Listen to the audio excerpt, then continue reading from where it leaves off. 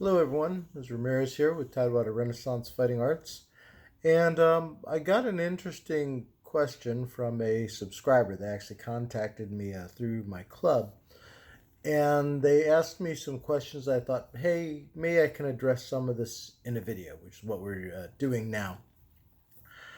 And I want to specify before I go any further into this topic to talk about the fact that I am not a or a medieval historical reenactor. I have worked with, I've done stuff with the SCA, I've done stuff with Markland Medieval Militia. Those are arguably reenactment recreation groups. Some of their stuff is not as necessarily hardcore historical for accuracy as others. I'm not saying that they're not. I'm not saying they entirely are, but they're not, let's say, recreating the Battle of Agincourt or some major historical battle the way modern medieval reenactors, especially in Europe, go about that. So I would not consider myself to be a reenactor. Um, I run a HEMA club. I study Harnischfechten. I do Harnischfechten events, but I don't really consider myself an expert when it comes to the kind of historical accuracy that a reenactor requires. I live in the general vicinity of Williamsburg, Virginia, which means we have a lot of Revolutionary War reenactments, especially since I live in Yorktown and Williamsburg and everywhere you think of when you think of the musical Hamilton, except for the New York stuff, the actual stuff that's in Yorktown, and that's all basically in my neighborhood. So I understand, I have high respect for historical reenactors and the level they go to recreate things accurately. At the end of the day, I'm a martial artist, I'm a historical martial artist, and my goals in working in Harnischfechten is studying it from a martial arts standpoint. So the question that I got was, okay, hey, I want to get some new armor. I'm in Australia, which is fantastic. I have viewers in Australia, and I think that's amazing. Where should I go to get stuff? And they had a specific list of things and a time period. I think they wanted like English 1450 to 1550s armor. And I had to basically tell them, I'm not the best person to ask that because I'm not a reenactor. And he was like, well, I want to do this on the cheap. How do I go about it? And I just had to tell him nothing in historical reenactment is cheap, and I think any reenactor you speak of, regardless of time period, is going to tell you that. There are things that you could do simpler, but there's a difference between reenactment and, let's say, for our purposes, medieval reenactment and Harnischfechten. And the reason I say that is I was speaking with another harness practitioner a couple of months ago, and he brought up a very interesting point. In Europe, the focus is actually much more on historical reenactment, and in the US, where I'm from, the focus is on fighting because of the cultures that Harnischfechten eventually kind of developed from. Once again, I'm not saying that people in Europe don't do Harnischfechten. They absolutely do. And people in the US, there are some that do very good historical reenactment. But generally, the cultures have been Europe has been doing historical reenactment, especially for medieval stuff, way longer and more accurately than generally people in the US. People in the US have been doing SDA stuff since like the 70s, and their idea of fighting each other in armor has been kind of ingrained from everything from SCA and groups like that to their extreme interest in Bohurt, their love of Renaissance fairs and medieval times. We have a high emphasis on more of the fighting or even appreciating fake fighting than we do the deep historical reenactment and accuracy. It's a generalization, but I think that it's not without merit. With that said, it's my belief, running a HEMA club, running a harness program at a HEMA club, that my first goal is that the equipment, regardless of being historically accurate or inaccurate, is that it's safe, that it will protect them from the weapons that are being used, because these are much higher intensity than the weapons, let's say, used in Harnischfechten style HEMA. And so I'm not as particular with my members and them getting into armor that it is all of one absolute time period within a 25-year or 50-year average that their kit do that. What I'm really concerned about is that it is safe.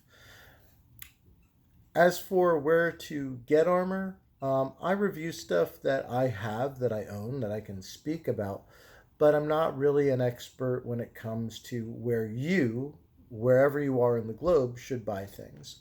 I think that if you go to your local groups or groups in your area, and I mean that, like, when this person had contacted me about Harnischfechten, I had referred him to a friend, Cornelius, who's in Australia, and where they go to get stuff, because he's going to know better than I'm going to know what's best for him. I'm in the U.S. I have to deal with tariffs. Nowadays, I have to deal with tariffs. I have to deal with what I'm going to import. Are there makers in the U.S. that can get things? There's a lot of different factors.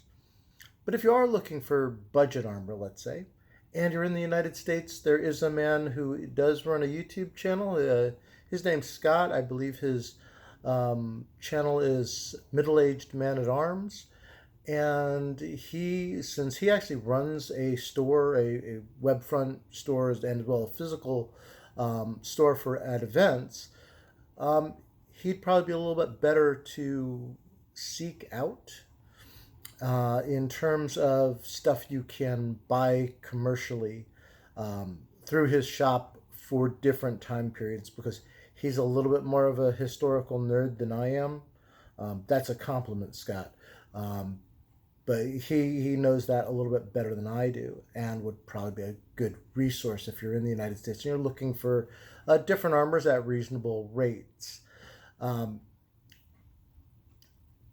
But at the end of the day, when I look at armor, and when I look at people who want to get into armor, they might say, hey, I have this vision. And I think that's great that you have a vision of a particular time period you want your armor to be. I always tell people, if you have that vision, make sure to get the helmet that's right for that time period, and then build everything else off that, because that's one of your more expensive purchases. But if you say, I want a completed kit from this time period, how can I do that on the cheap? I'm going to say that I don't have a good answer for you. That's going to be expensive. As a matter of fact, you might spend a lot of money creating a kit that you, A, might not be interested in fighting in, because you'll find it's either not protective enough or it's too encumbering. You also might find that you've spent 12 to 15 or more, 20 to 30 at the high end, dollars or euros of money on an armored suit that you decide 6 months in you don't care for. You don't want to do Harnischfechten. This was more trouble than it was worth. And then you're out that very large amount of money. So I wouldn't recommend to a beginner to go, okay, here's my historical kit and this is my goal. I'm going to spend all this money to make that happen. I'd be like, get armor that is safe, get armor in the direction that you want to go to, but then, get the equipment you need, because eventually you're going to swap stuff out. You are going to change. You are going to grow. I don't mean physically that you're going to get bigger, though that could be the case. I mean that what you want for yourself may change over time as you do this. So don't be too worried about, I need this, I have this perfect vision of what I want. That's what I want to get. You can get stuff to actually start fighting and keep building till one day you look at yourself in the mirror and voila, you're that knight from England or from France or from Burgundy or wherever, and you have that perfect kit. So I've already talked a little bit on other videos on this topic about what do you need, what to protect, how, and I'm going to do another video. Hopefully I'll get to release both these on the same day, but I'm going to talk a lot about pierced plates and helmets in the next video. But I wanted to leave you with, if you're looking for someone to gain information about what's best for you to go get, talk with people in your area that are doing it. And I don't mean like your local mayor, town, or village. I'm talking people in your country. If you're in Australia, people in your continent, because they're going to understand the shipping laws, the times, the local armorers, that if I were to refer you as someone in the United States, that might not be as practical for you as it would be for other places in the world. So I just want to leave that thought out there. I want to leave the thought out there that, once again, if you're on a budget and you really want to do Harnischfechten, do it with what's cost effective. Not necessarily always thinking I have a finished kit in my mind and that's the way I have to go. You may start out with just like legs. You may not have greaves yet, and that's fine. I've seen lots of groups. I know that Ryan's group out in the Midwest, I've seen some of their sparring videos, and generally a lot of the guys in his club who have kit do not have complete kit.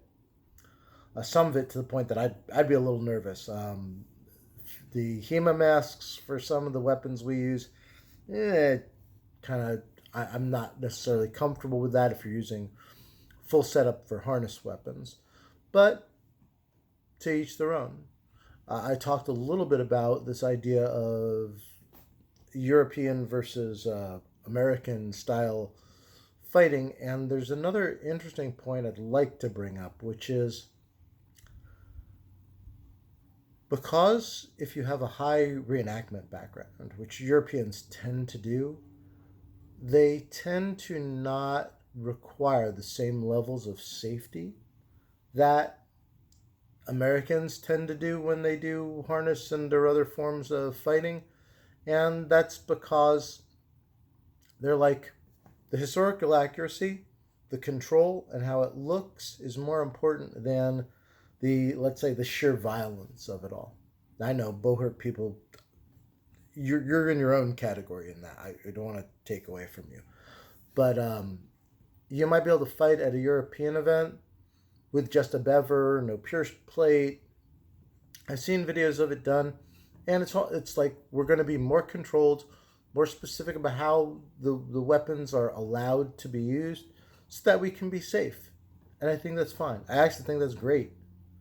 On the American side of it, because you have a lot of people who are ex or current SCA and stuff like that, they're used to going full speed, full force with everything they do.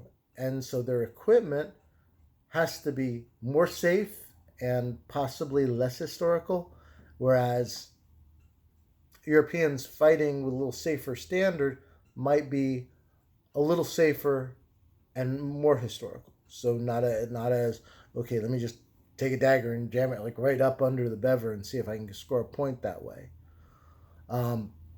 It's a difference in mentality.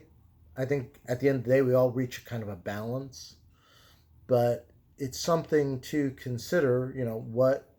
What purpose is your armor serving, and your local harness fighting community will be able to tell you that better than someone who's several continents away. So I want to thank that person who did come and reach out to me. Also, once again, shout outs to Cornelius out in Australia, and shout outs to Scott, Middle-Aged Man at Arms, and his shop and what he does.